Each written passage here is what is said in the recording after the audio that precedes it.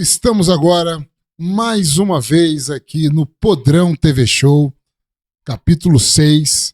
Hoje um programa extremamente especial, né? Porque nós vamos estar revisitando as histórias fantásticas aí do bueiro do rock e do rock de Brasília. Inclusive, tem aí o meu querido Ismael Mesquita, onde eu agradeço a ele pelos seus trabalhos prestados aí, auxiliando as nossas filmagens do Podrão TV Show. E também, é claro, não posso deixar de esquecer o meu querido Sérgio Toledo, o homem que não tem medo, que é o CGM Talks, os estúdios CGM. O Podrão TV Show é gravado aqui no interior do estúdio CGM Talks, né? Então, Ismael Mesquita, muito obrigado.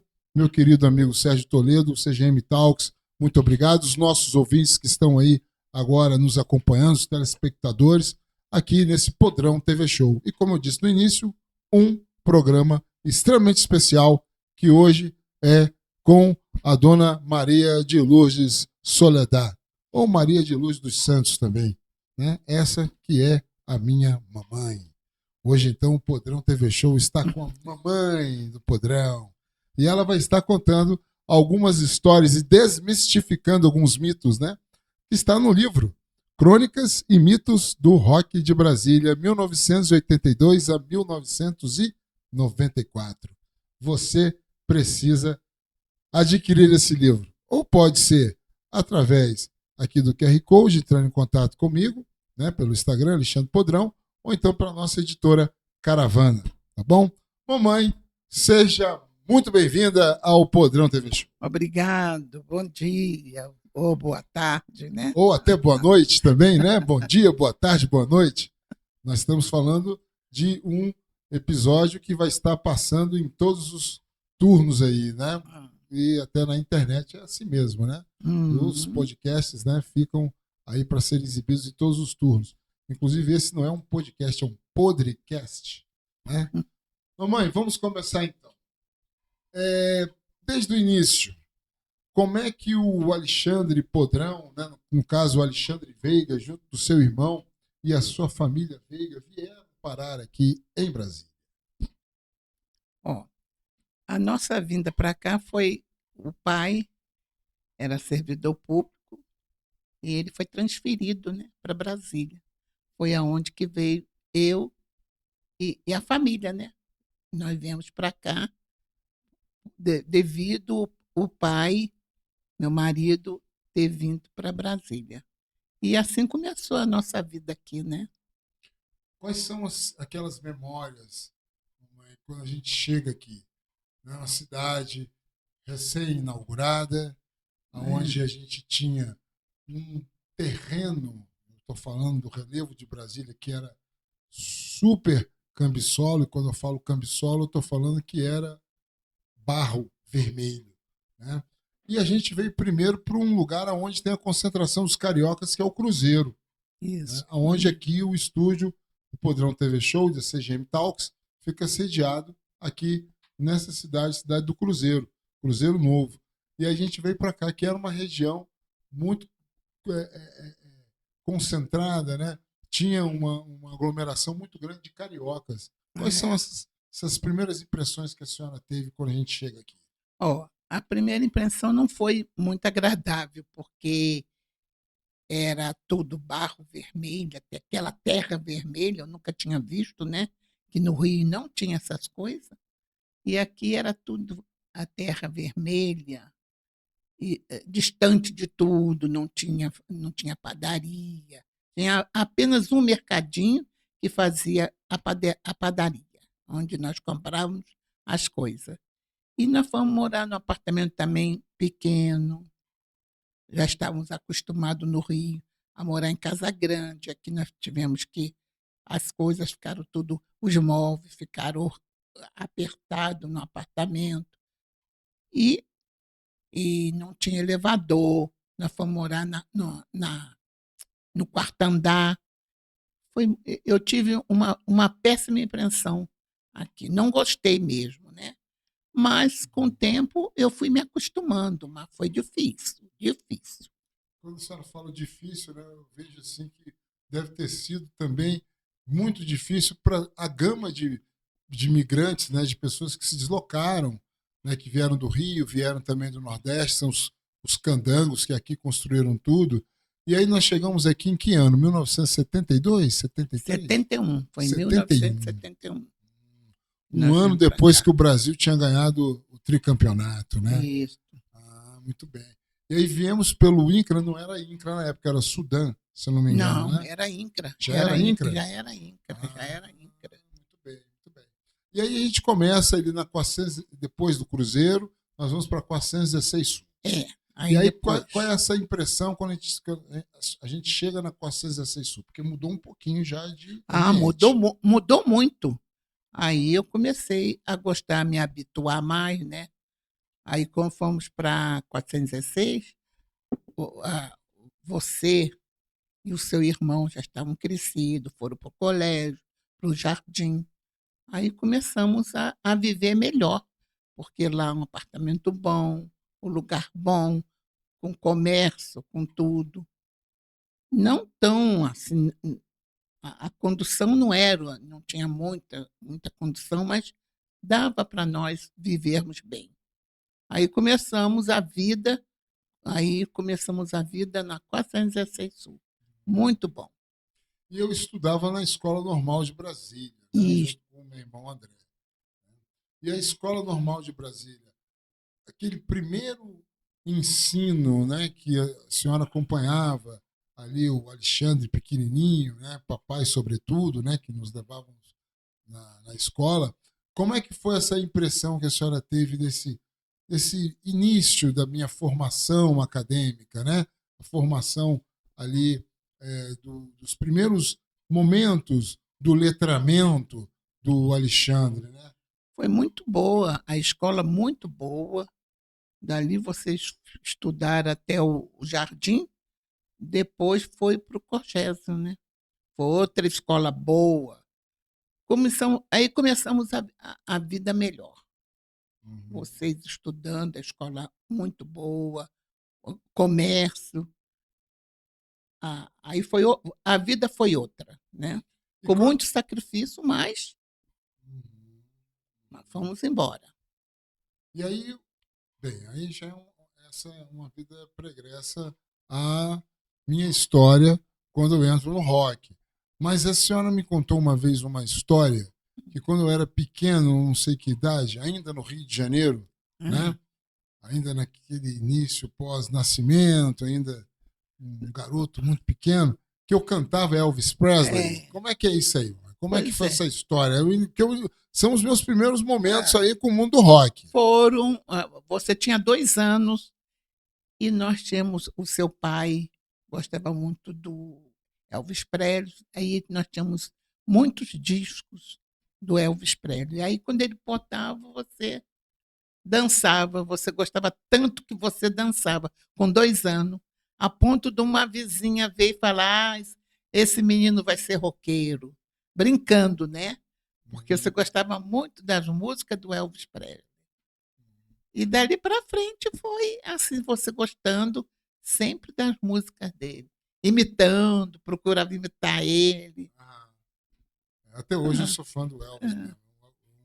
Um grande ícone da música do rock and roll. Claro que não foi ele que criou o rock, né? Nós sabemos que o rock vem da comunidade negra e nós estamos falando do Chuck Berry, nós estamos falando do Billy B. King, nós estamos falando desses grandes, né, que vieram ali do blues, daquelas músicas muito voltadas para a sofrência do negro e que criaram o rock and roll. O Elvis ele vai popularizar o rock.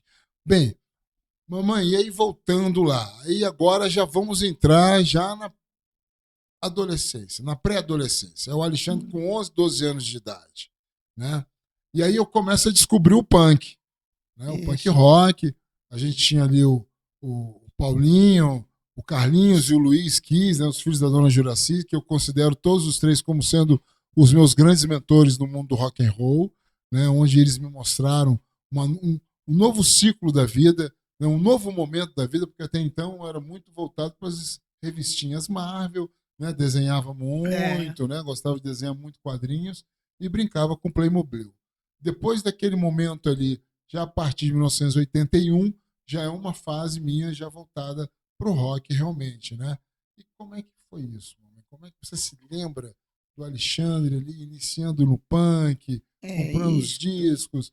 Você tem Pô, aquelas histórias todas que, né, botando visual, né, muito é, alfinete, aquela coisa toda. é, Aí veio o apelido Podrão, qual pois você não é, eu gostou não muito. Então gostei. vamos lá. Com Pois é, você. quando começou a falar podrão, podrão, ligavam lá para casa, o podrão está.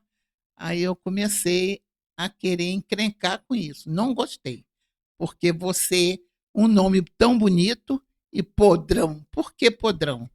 Quando as pessoas ligavam, eu falava: aqui não tem podrão, aqui tem, mora aqui Alexandre.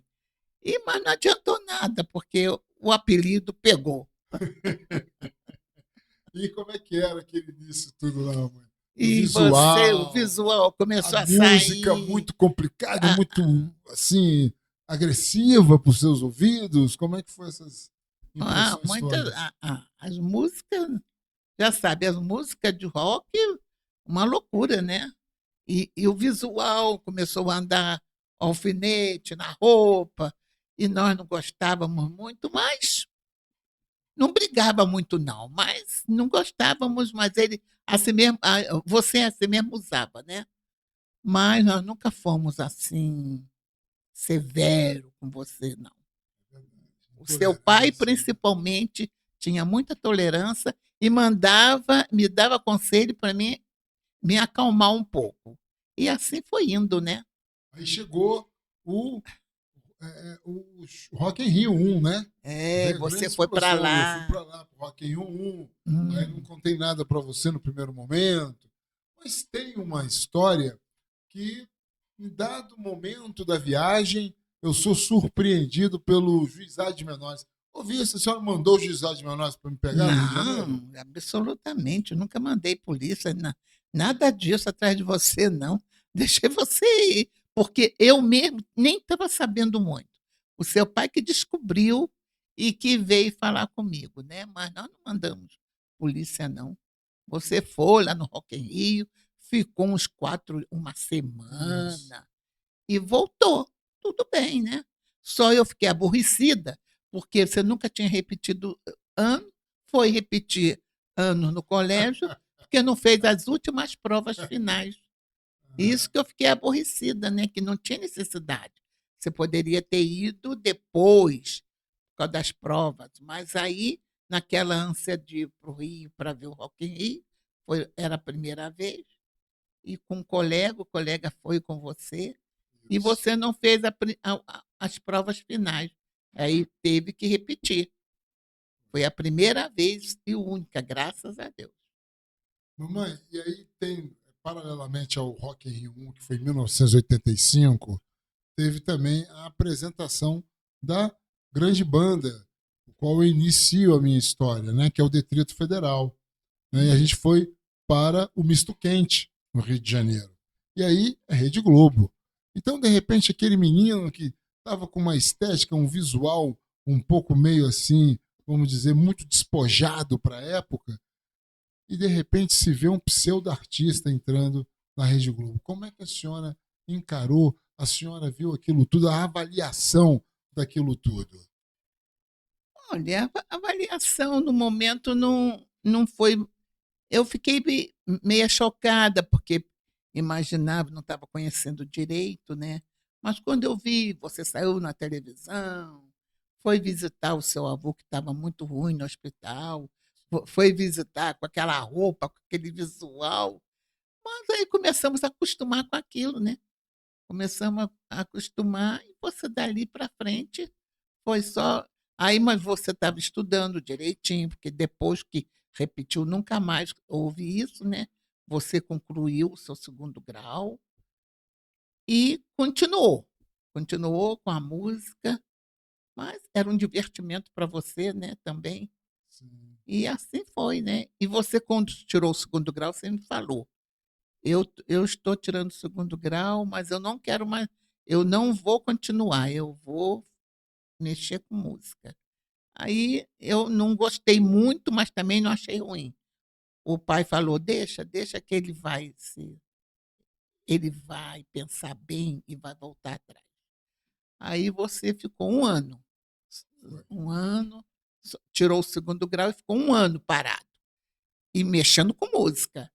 Mas nisso, não sei se é porque você viu seu irmão na faculdade, aí você ficou animado, porque viu ele estava na faculdade.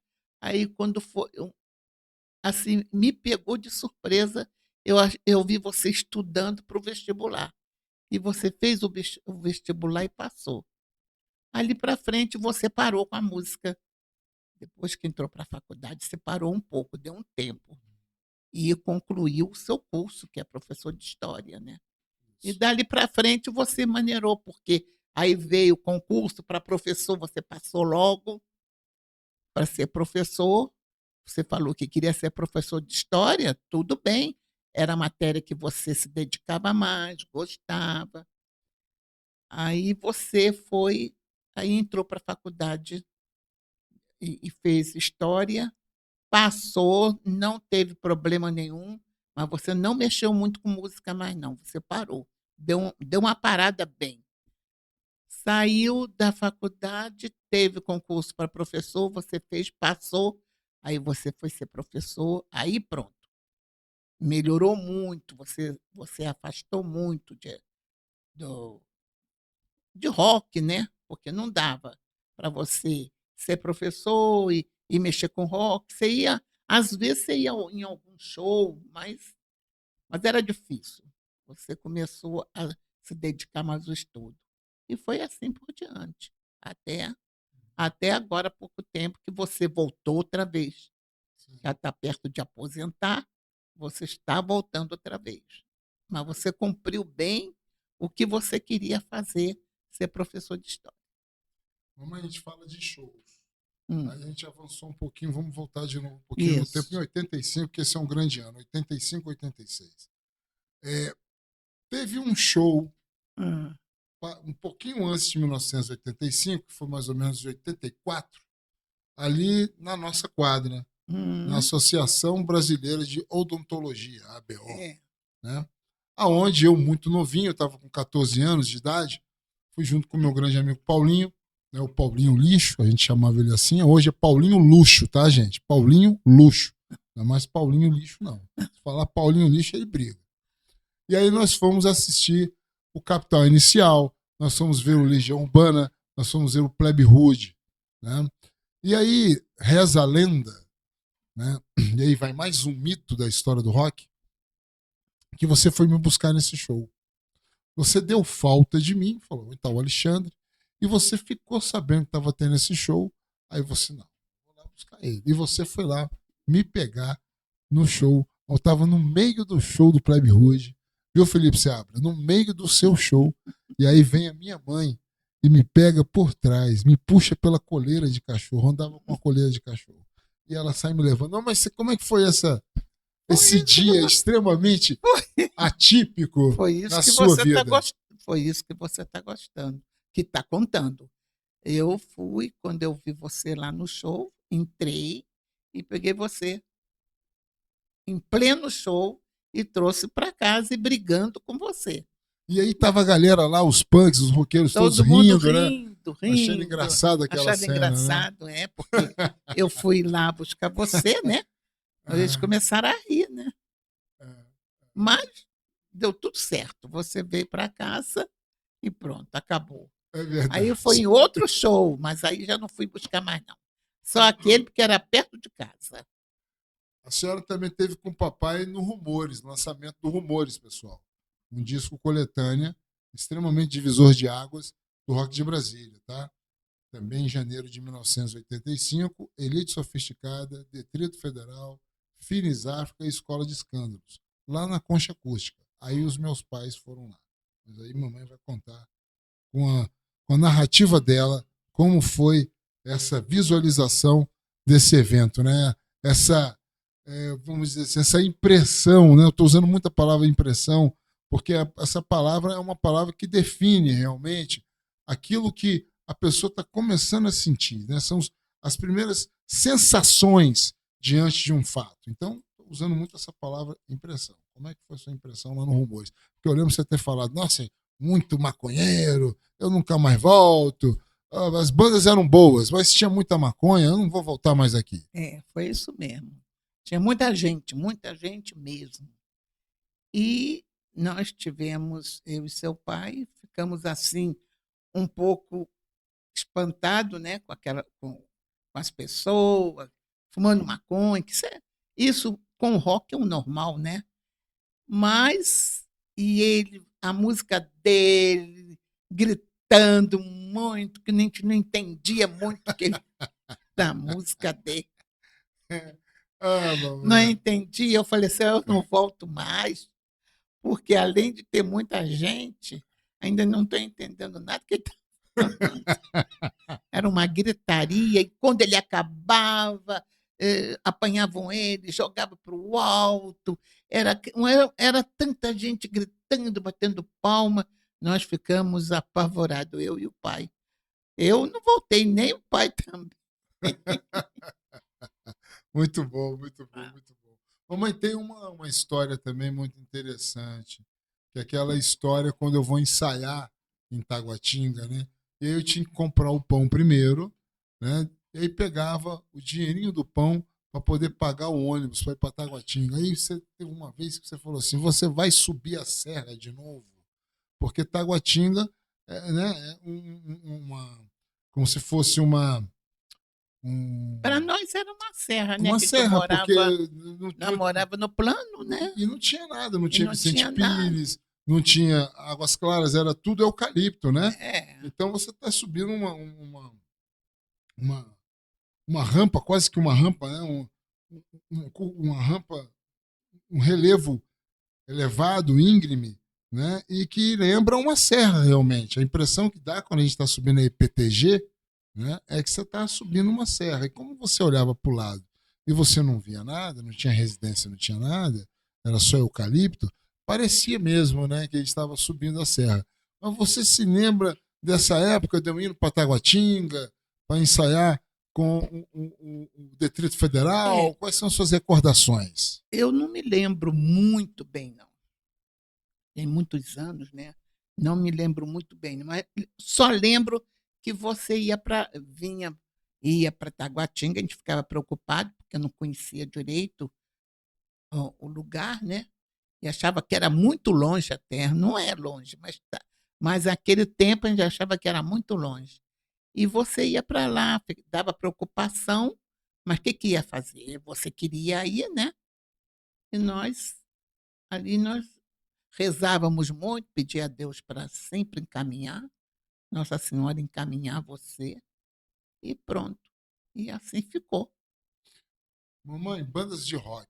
Você gosta de bandas de rock? Quais são as bandas de rock que você Não, gosta? eu não vou nem falar as bandas de rock, porque eu não sou fã muito de Então, você banda de gosta rock. do Legião Urbana, do É Paralamas do isso, isso, Sucesso, não é? isso aí, é. São Barão poucas, Barão Vermelho, o Vermelho, Cazuza, né, que nos isso. deixou As muita. músicas são muito boas, daquele outro que faleceu, que morava aqui em Brasília. Morava até perto de nós. Que faleceu, mano. Você está É, falando do Mel da Terra? não, um outro, que até as músicas dele é comentado até hoje, se canta a música dele. Não, Renato Russo, Ah, Renato né, que Russo. fazia parte da Legião Renato Urbana, né? Você Russo, gosta. isso, Inclusive, gosto nós muito. tivemos uma reportagem. Pessoal, uma falha minha. Eu peço desculpas a vocês, mas eu ia trazer um documento histórico, onde eu, minha mãe, a mãe do Renato Russo, com o próprio Renato Russo, a mãe do nosso grande maestro genial da cidade, que é casada com a nossa querida Célia Porto, né? O maestro também acompanhado de sua mãe. Nós tivemos ali uma reportagem muito bacana. Isso foi em 1994, se eu não me engano, 93, 94, que era Os Queridinhos Fininhos da Mamãe. A senhora se lembra dessa reportagem, né? É, Saiu no Correio Brasiliense, aquela coisa toda, aonde, na verdade, não éramos nós o mote da reportagem, e sim as mães, né? Então, o Correio Brasiliense teve assim, uma grande uma delicadeza, um carinho muito grande de colocar em foco as mães dos É, artistas. Né? e eu fui uma das privilegiadas, né, que saiu no Correio Brasiliense. Gostei muito. Fiquei até conhecida na cidade um pouco, devido a ter saído na primeira página no Correio Brasiliense. Eu com ele, com você. É verdade. Mamãe, é difícil ser mãe de um roqueiro? Oh, não é fácil, não. Não é difícil, mas também não é fácil, não. Porque a gente pensa que é coisa que acha que não sabe qual é o futuro, né? Que hoje em dia a pessoa tem que pensar no futuro, estudar, ter um emprego para a velhice, né? Que hoje nós temos que fazer tudo para a velhice. E o estudo está em primeiro lugar. Depois, um trabalho, porque nós não somos ricos, né? Quando a gente é rico, talvez não pense muito nisso, mas nós sempre lutou, o pai sempre lutou, formou. Então, nós queríamos que que você continuasse assim, né? Mas graças a Deus você fez. Então começou a ficar fácil, mas não foi fácil não. Foi difícil porque nós não sabíamos o que ia acontecer, né? Mas com muita ajuda de Deus, Nossa Senhora, foi bom, o final foi bom. E mamãe, assim, você uma vez falou para mim uma coisa interessante. Minha mãe falou uma coisa interessantíssima. Ela falou para mim, lá no início, 1983, quando eu estava começando no punk, ela falou para mim que seria uma fase. Todas as mães já falaram isso para os filhos. Essa é uma fase, assim, extremamente corriqueira hoje no nosso cotidiano, né? As mães falam, não, não se preocupa não, porque vai ser uma fase, isso é só uma fase. Bem, passou-se 43 anos. Você continua achando que ainda é uma fase? Hum. Mais ou menos, né? Porque não é fácil, não, porque você está com essa idade, está pensando, está começando a outra vez. Não digo de fazer show, né? Porque a Sim. idade também não permite muito, dá o cansaço, mas você gosta. Então, foi uma fase, o período, um certo período que foi uma fase. Mas você voltou. Se você voltou, é porque não é fase, né? Foi só aquele período que você gosta mesmo. Se não gostasse, você não teria voltado, né? E está voltando é porque você gosta mesmo, né? Mas graças a Deus deu tudo certo. Você procurou, já está perto de aposentar também. Então agora você vai fazer o que você gosta, né? Eu acho muito interessante isso. Porque você primeiro estudou, formou, arrumou emprego para o futuro, para a sua velhice, agora vai se dedicar até o dia que você puder. Enjoar mesmo, né? E a idade também, né? A idade é tudo, né? A idade é tudo, É. verdade. E a gente se cuidar para que nós tenhamos longevidade, né? É tudo também. A mamãe está super certa em relação a isso aí. E aproveitando esse momento, qual o conselho que você daria para a juventude de hoje que está iniciando no rock? O que a Dona Lourdes, a mãe do Alex Podrão, hoje avaliando, depois de tanto tempo que já passou, tanta coisa que já vivenciou, tanta coisa que viu e sentiu e experimentou ao lado do filho, falaria para a juventude Eu hoje? não tenho muito o que falar. O que eu tenho que falar é o seguinte: os jovens têm que estudar. Estudar está em primeiro lugar. E ter outra profissão, formar e ter outra profissão no que gosta. Não é que os pais querem, é o que gosta. E, e se preparar para a velhice, se preparar com boas amizades, porque isso também influi muito, né? O rock é muito bom. Música, eu gosto muito de música. Ele, você até me puxou um pouco. Porque lá em casa tem seu irmão que toca flauta.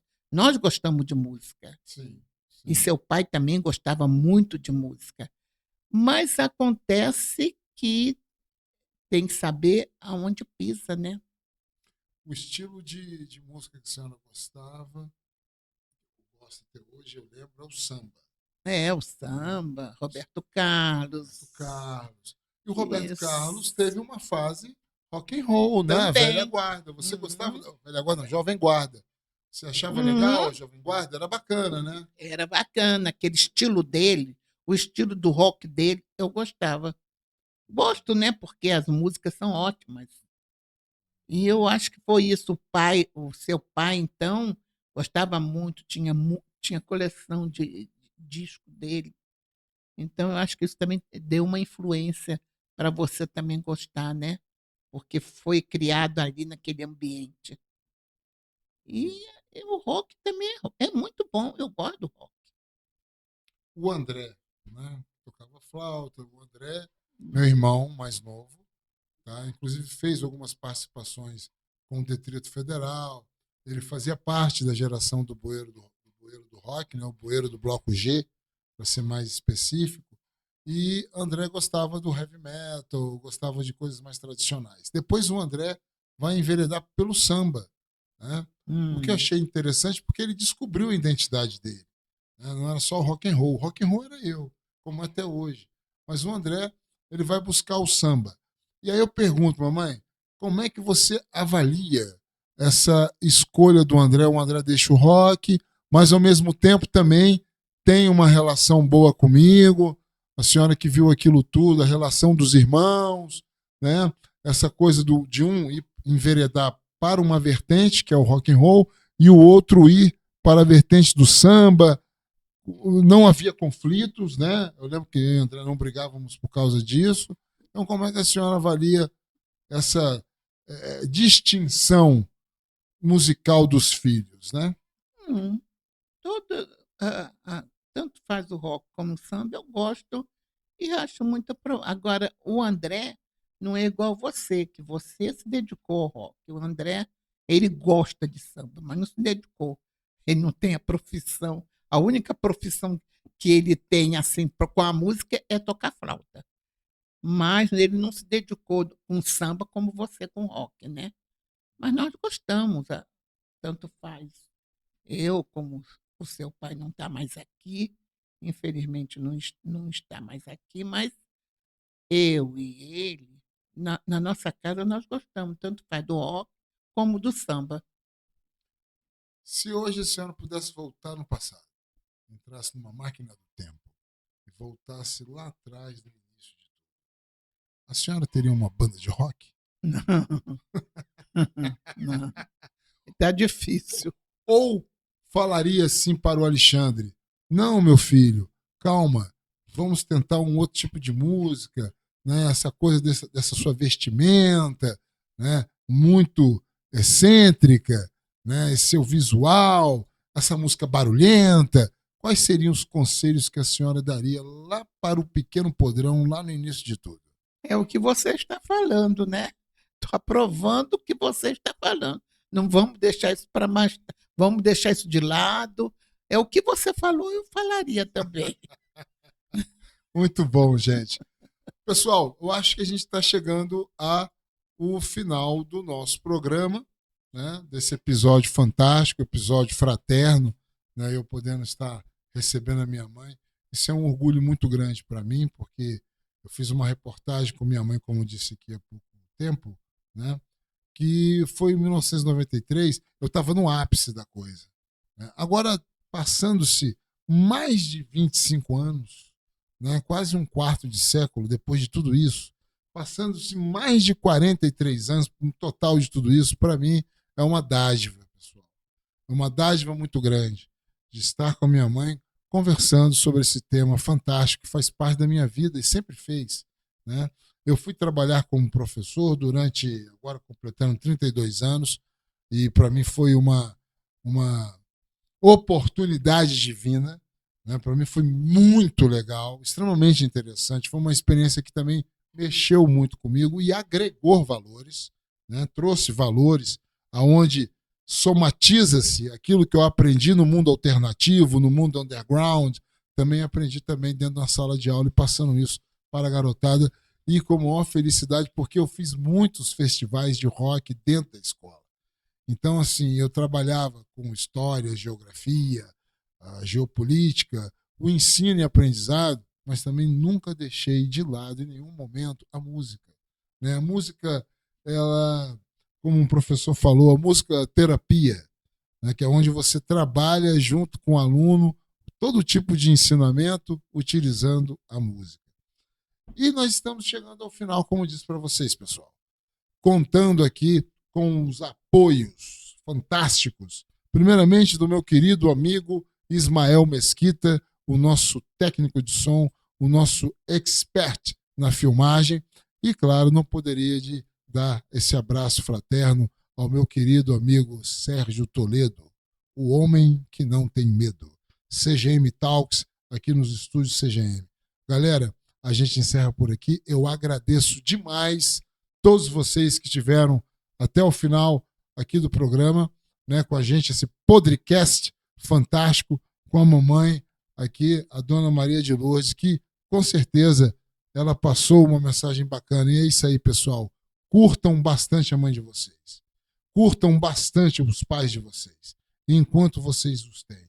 Como diria Renato Russo, você muitas vezes fala que seus pais não te compreendem, mas você não compreende seus pais. É isso aí, pessoal. Um beijo no coração e até a próxima. Até o próximo Podrão TV Show. Mamãe, últimas palavras. Agradeço muito essa oportunidade que eu tive, né, de falar um pouco do que eu pensava. E a todos eu quero pedir que Deus proteja todos. Amém. Com muita paz, muita harmonia nos seus lares e com seus filhos. Seja sempre paciente com os filhos, porque eles merecem. Até a próxima, pessoal. Podrão TV Show. Não percam!